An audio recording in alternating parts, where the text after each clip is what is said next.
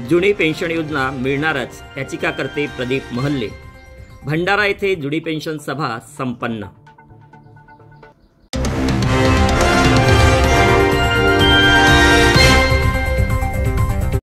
नमस्कार, US Dastak YouTube चॅनलमध्ये आपलं स्वागत। बातमी जुन्या पेन्शनच्या अनुषंगाने आहे।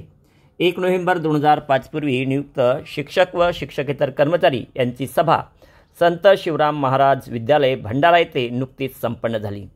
सभेच्या अध्यक्षस्थानी 1 नोव्हेंबर 2005 पूर्वी नियुक्त शिक्षक व शिक्षकेतर कृती समितीचे अध्यक्ष उमेश सिंगंदुळे, मुख्य मार्गदर्शक याचिकाकर्ते प्रदीप महल्ले, प्रमुख अतिथी दीपक बोकडे, सचिन पिसे, विठ्ठल धोटे व मुख्याध्यापिका अर्चना भोयर व सैनपाल वासनिक विचारपीठावर उपस्थित होते। या सभेत मार्गदर्शन करताना याचिकाकर्ते श्री प्रदीप महल्ले म्हणाले, काही दिवसापूर्वी आता एक समिती स्थापन झाली। त्या समितीच्या अनुषंगाने आता गेल्या 21 तारखेला सरकारी वकिलांनी 5 आठवड्याच्या कालावधीची मागणी केली आणि ती मागणी केल्यानंतर सदर समिती ही सकारात्मक अहवाल सादर करण्याकरता समितीला 1 महिन्याचा कालावधी दिलेला आहे आणि त्या कालावधीत ती समिती अहवाल सादर करणार व या पीडित कर्मचाऱ्यांना पेन्शन लागू करणार याची प्रक्रिया पार पाडण्याकरता आम्हाला 5 आठवड्याचा कालावधी द्यावा अशी विनंती न्यायालयासमोर शासनाने ठेवली। न्यायालय गेल्या 6 डिसेंबर 2023 पासून शासनाला सकारात्मक उत्तर सादर करण्याकरता आदेशित करत आलेलो होतो। न्यायालयाने कधीच त्यांना समिती स्थापन करा असा आदेश दिलेला नव्हता।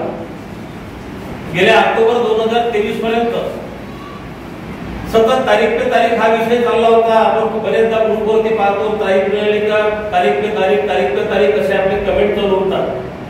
मुळामध्ये आपण 2021 मध्ये आपण सकारात्मक निर्णयानिशी आपण 2021 ला कोर्टाच्या बाहेर असतो, परंतु आपल्यामधीलच काही लोकांनी ज्या केलेल्या चुका आहेत त्या चुकामुळे आपला डिले होत आहे आणि दोष मात्र आपण न्यायालयाला देतो।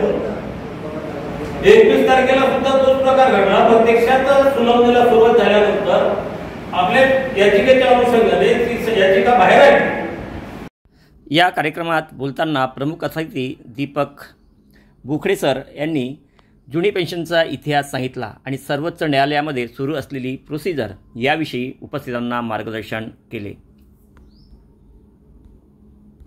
कार्यक्रमाच्या अध्यक्षस्थानावरून बोलताना श्री उमेश सिंगंदुळे म्हणाले की 1 नोव्हेंबर 2005 पूर्वी नियुक्त शिक्षक शिक्षकेतर कर्मचाऱ्यांना जुनी पेन्शन सर्वोच्च न्यायालयाच देऊ शकते आणि म्हणून सर्वोच्च न्यायालयामध्ये लढा देत असणारे श्री प्रदीप महल्ले यांच्या पाठीमागे तन मन आणि धनाने सर्व शिक्षक आणि शिक्षकेतर बंधूंनी सहकार्य करावं असं आवाहन केलं।